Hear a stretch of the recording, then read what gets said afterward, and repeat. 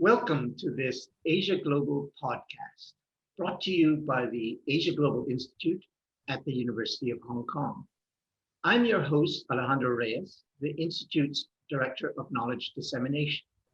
In our programs here in Hong Kong and online, and in the content that we produce, we focus on presenting Asian perspectives on global issues. This podcast is part of our Meet the Author series, where we have a conversation with contributors to Asia Global Online and other publications of the Institute. Joining me now from Phitsanulok, Thailand, is Thannapat Jarernpanit. Kun Thannapat is Deputy Director for Academic Affairs and Research at the Research and Development Institute of Pibulsongkram, Rajabhat University. She is also a lecturer in the political science program at the university's College of Local Management and Development. She holds a PhD in social science from Chiang Mai University in Thailand. Her doctoral thesis, and we'll talk a little bit about that, was on the challenge of morality and cultural forces of emotion in Thai political conflict and polarization. Kun Thannapat, welcome. Nice to have you with us. Thank you so much for our introduction. I'm Thannapat Jarernpanit from Pibulsongkram, Rajabhat University. I'm so glad to join the Asia Global Institute podcast today.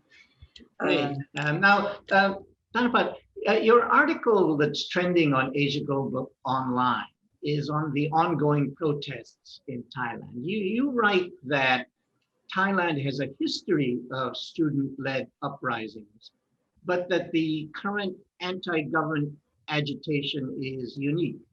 For the first time, the Thai monarchy is the target of reformists' ire, of the anger of reformists, rather than being co-opted as a symbol of independence or unity.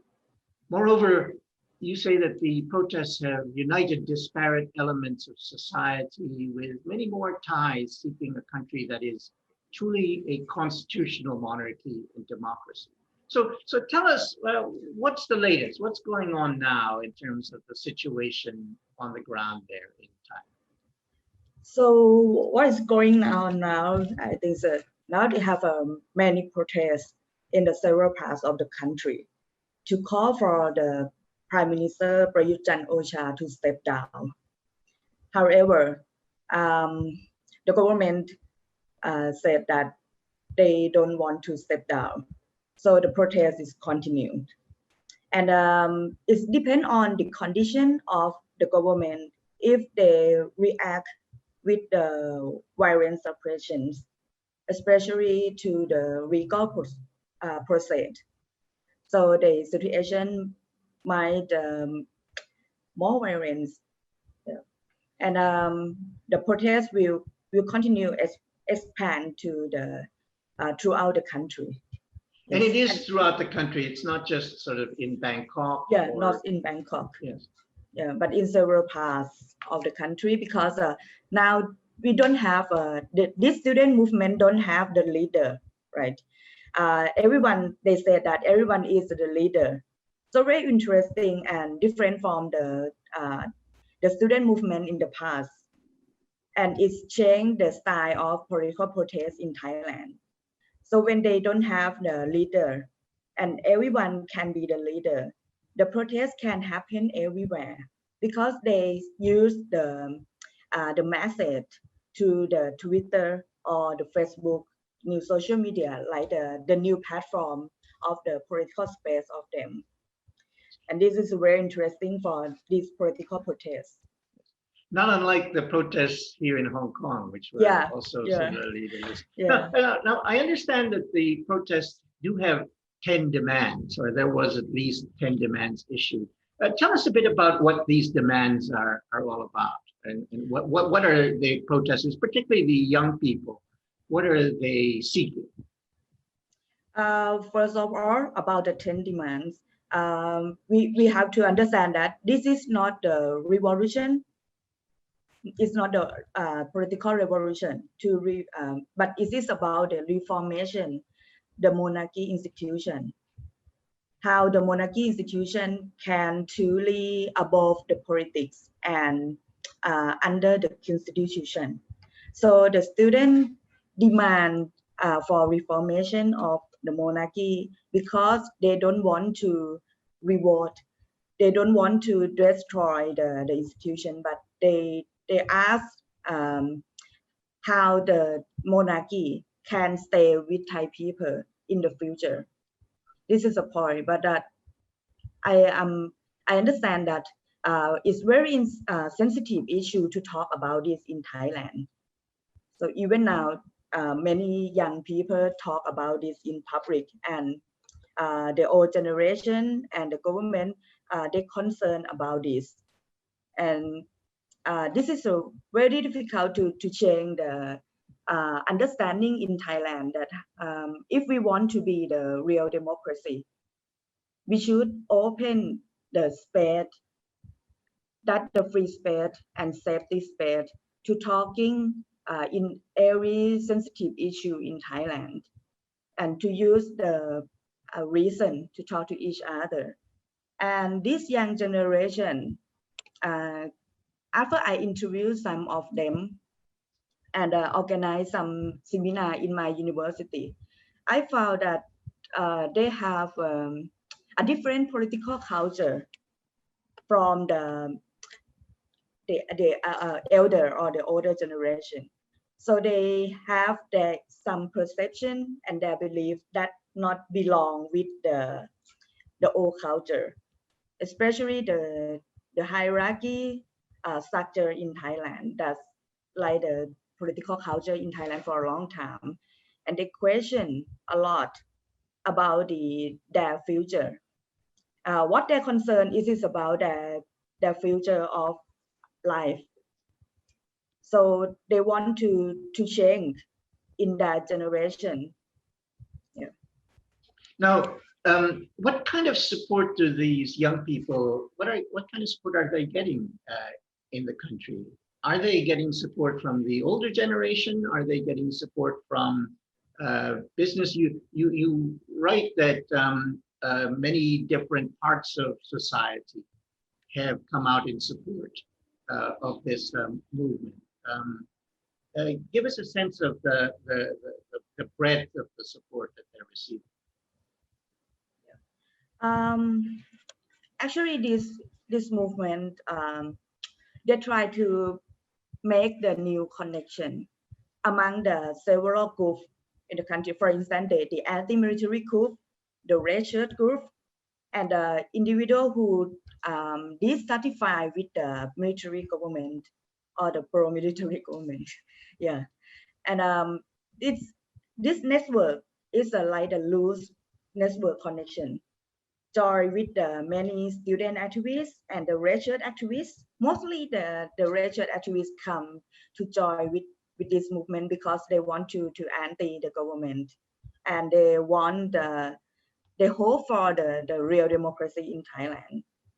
And but I'm not sure that the business group support in this movement or not. But it's like a very open space that they try to post on the Facebook that okay, you can donate to support us for the demonstration.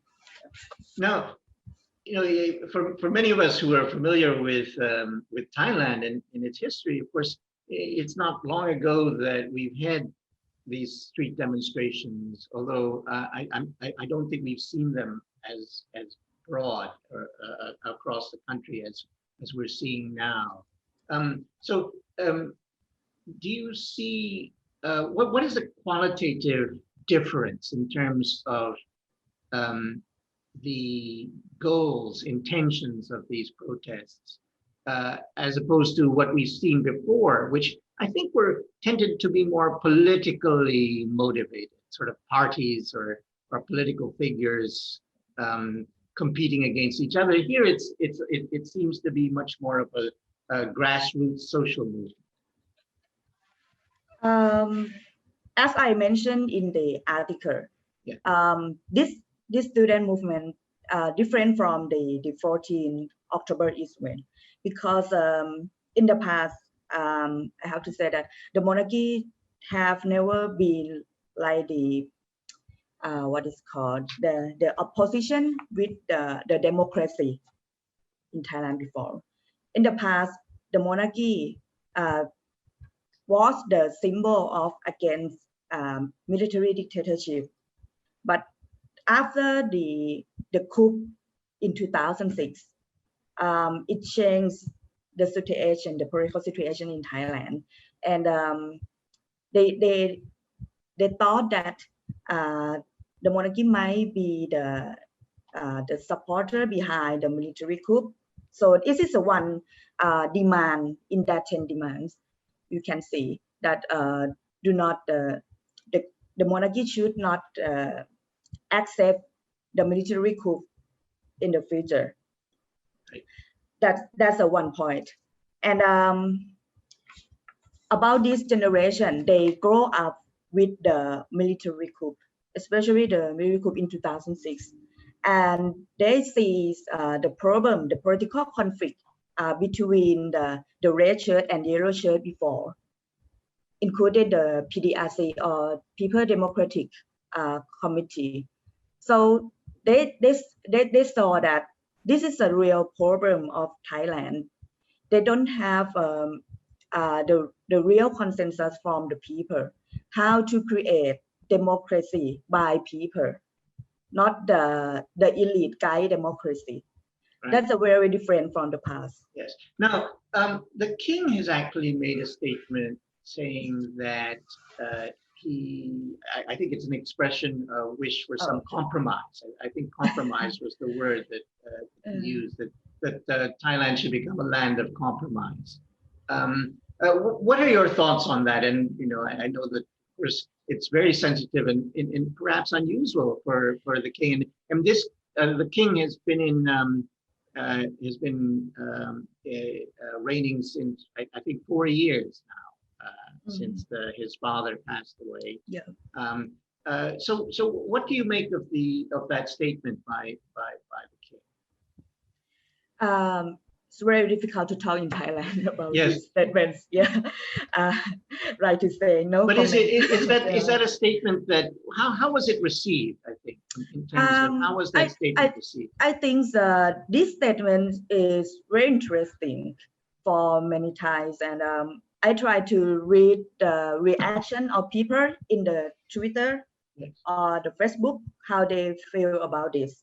And yes, it's a Thailand of if they say that it's a country of compromising, but they show some the protesters show some picture, try to compare like the violence issue in the past, especially the disappearance of the activists, the political activists who disappear abroad, and murder with the suspect murder.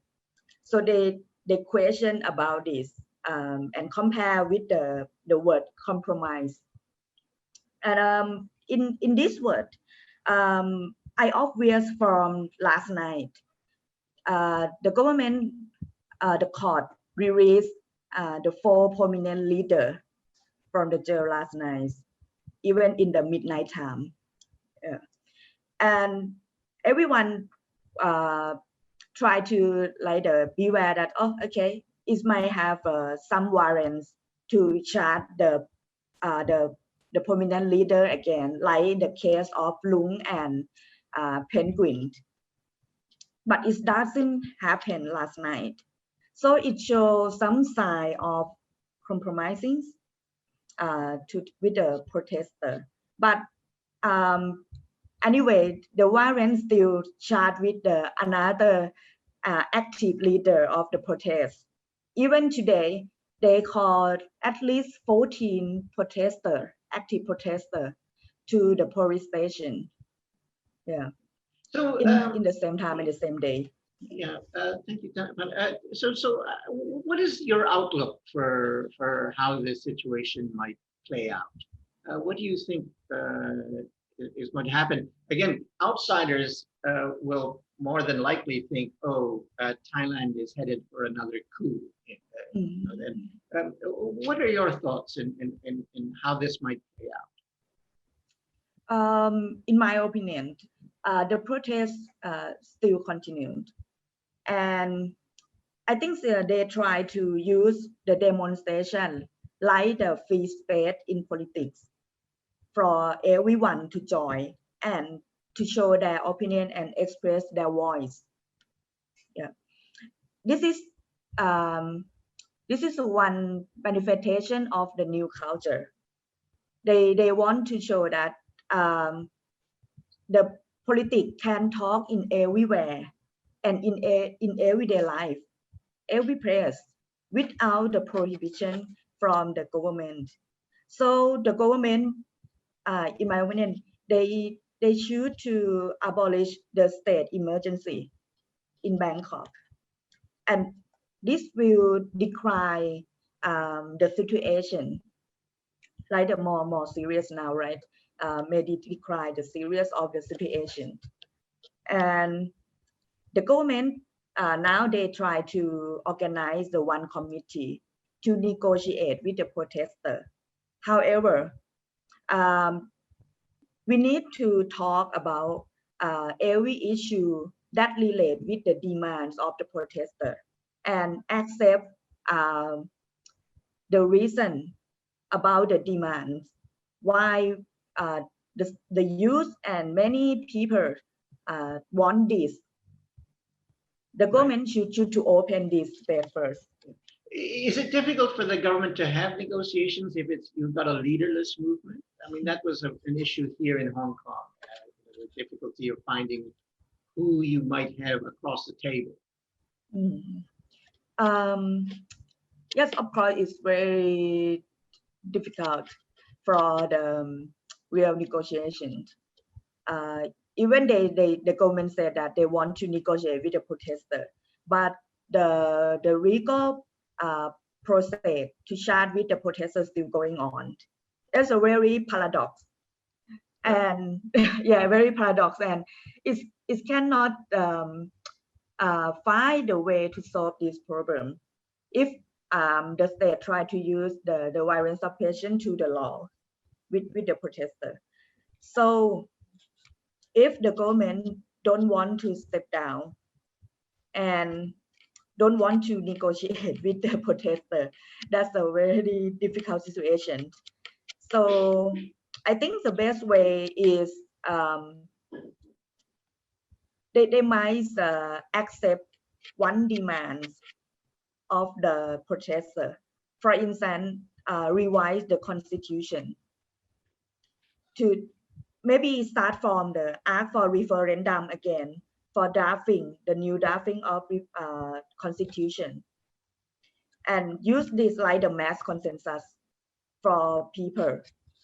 So we starting with the revised constitution first, and then we gonna come with the another demands, and then the government can step down and open for the new election again. Now, Thannapat, I'm wondering if you could tell us a bit about your own background, where you come from in Thailand, and how did you become a political scientist, an academic? How did you get interested I mean, you've done a lot of research on these social movements, on the polarization in Thailand. How did you get into this particular research area? In my background, first of all, I interested in the violent case in Thailand, and then I found that the violence happened many ways in Thailand, and I want to know what happened, what really happens. So when I look at it, it's very linked to the political protest and the riot in Thailand in the past. So I start with that, and my advisor, Professor Yo Santasumbat, advised me to study about the cultural emotion. And thus I use the concept, the cultural force emotion in my thesis and in my works. The cultural force emotion is this about the study, the intent feeling that closely linked to the background of perception, belief, and context and position of the social actor. I use the interpretation in the phenomenological methodology to study this. And I found that the cultural emotion can interpret um, the political meaning, what they perceive as the social and political reality in that sense. And it's very close to the cultural learning and socialization of the social actor.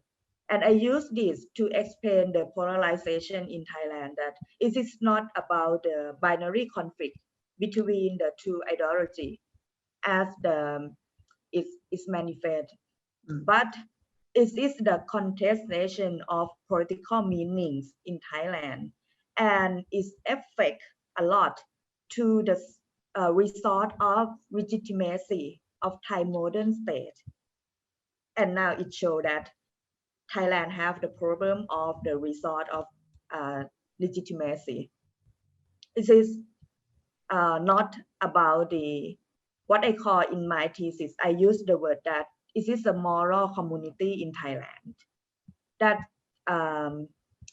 show the try to like the make the corrective belief and even the emotion, the same emotion in Thailand, and this uh, linked to the political behavior of people and the position of people.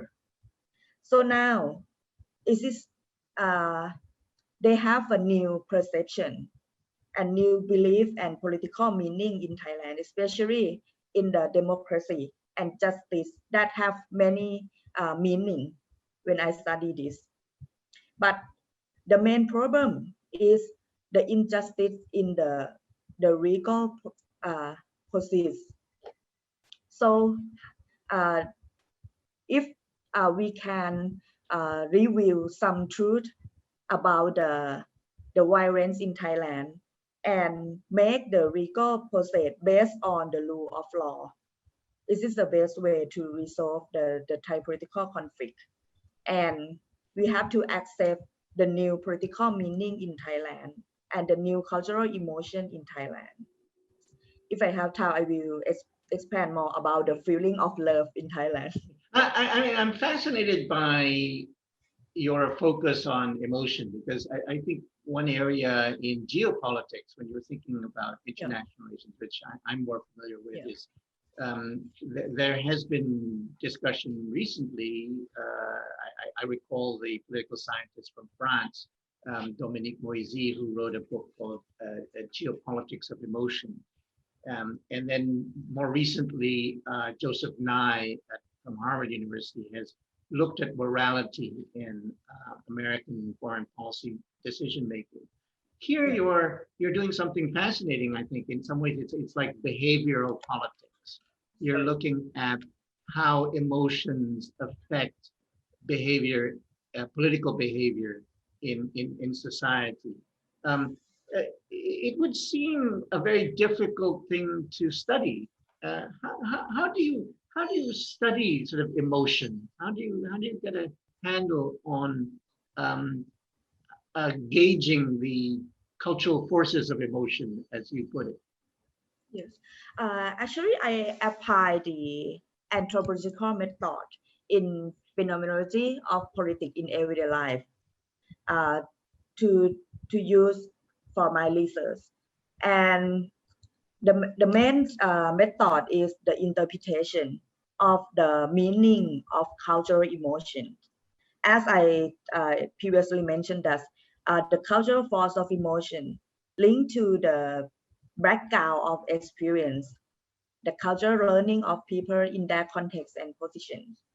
So what it from the cultural emotion is not the emotion in biology, but it is a culture that from the intent, feeling, drive, um, or enforce the behavior of people, or even the consciousness of people.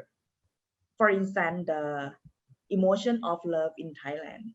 It is not only the personal love or romantic love, but love is cultivated by the political ideologies and the cultural learning for a long time. So if you profess your love to the country, to the monarchy, it means that you are good Thai. You wear the yellow shirts and you express that, okay, we love the monarchy so much.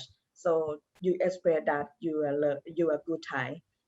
In the contrast, if you not show that you love the monarchy or the nation, you're seen that like the bad Thai, right?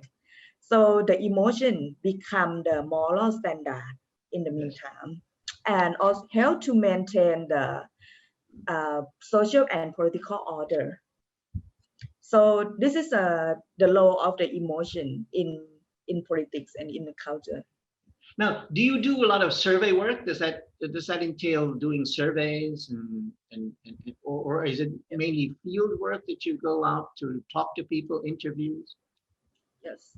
For my PhD thesis, I went to the 4 regions in Thailand to talk with both of the yellow shirt and the red shirt supporter, and also PDRC or People Democratic Republic in every part, especially in Surat Thani, Hat Yai, in the south, and in the northern part of Thailand, I went to Chiang Mai, and then I went to Isan or the in Udon Thani province, yes, to organize my research, and then I went to Bangkok again, yes, to find that okay, they have a different groups of people who support the political protest, but how they why they decide to join the demonstration and what the intense feeling and belief that drive them to the protest. And I found that this is about the political meaning that they perceive, and when I interpret, it shows what they perceive social and political reality. It's very linked to what their position and background. And did you find regional differences, or did you find more or less Thais had a similar kind of sense of emotion? Some similar and some different. It depends on the background of them. For instance, in the southern part of Thailand, I talked with the former Communist Party in the south. They joined the red shirt because they didn't admit in Thaksin Shinawat or want to support the UDD red shirt in Bangkok. But they joined the red shirt because they want to call for the justice in Thailand. And what they mean, the justice, is this about the truth in the state violence in Thailand. So I have to look at the history of the violence suppression in the south.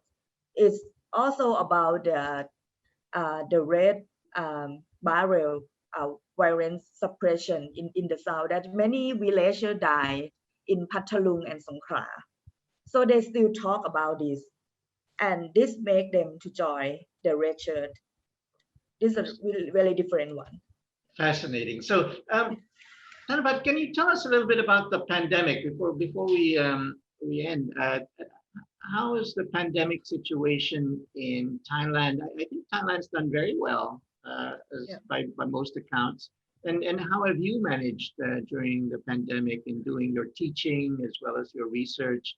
And interesting, of course, is Thailand is dealing with these protests as well as a pandemic. So, what is it like there? So I think we adjust to the new environment very very quick, right?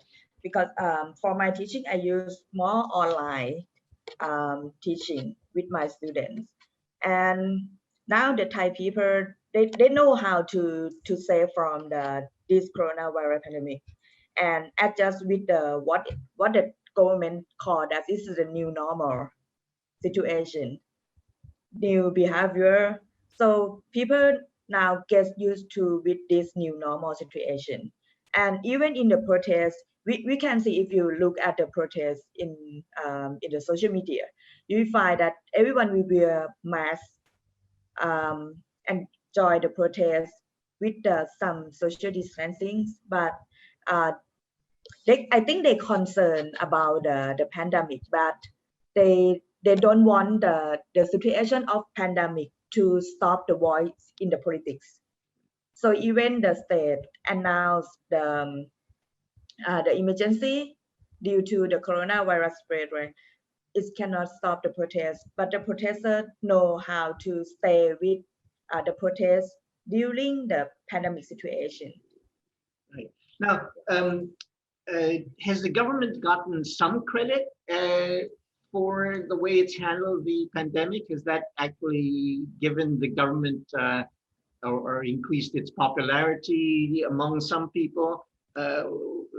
Because Thailand has been one of those countries that's done well. So. Yeah.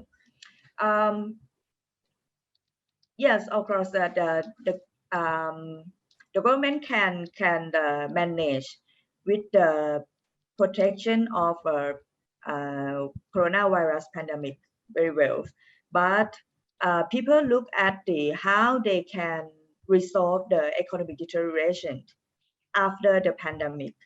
And during the pandemic, people learn that, okay, it's very important that the state should provide the welfare policy for all Thais. And this very crucial issue for Thailand. Yeah, if they have a good welfare and they can access to the good clinic, good health, so it might don't have a problem about the virus spreading. Thank you very much, Thannapat. It's lovely to have you join us. We've learned a lot from our discussion. It seems like a lot of things, the situation in Thailand remains very fluid. Thank you again for joining us.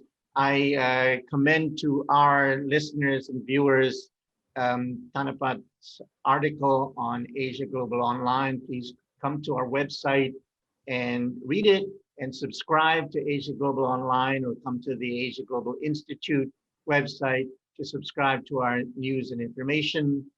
Follow us on social media, YouTube, Facebook, LinkedIn, and Twitter.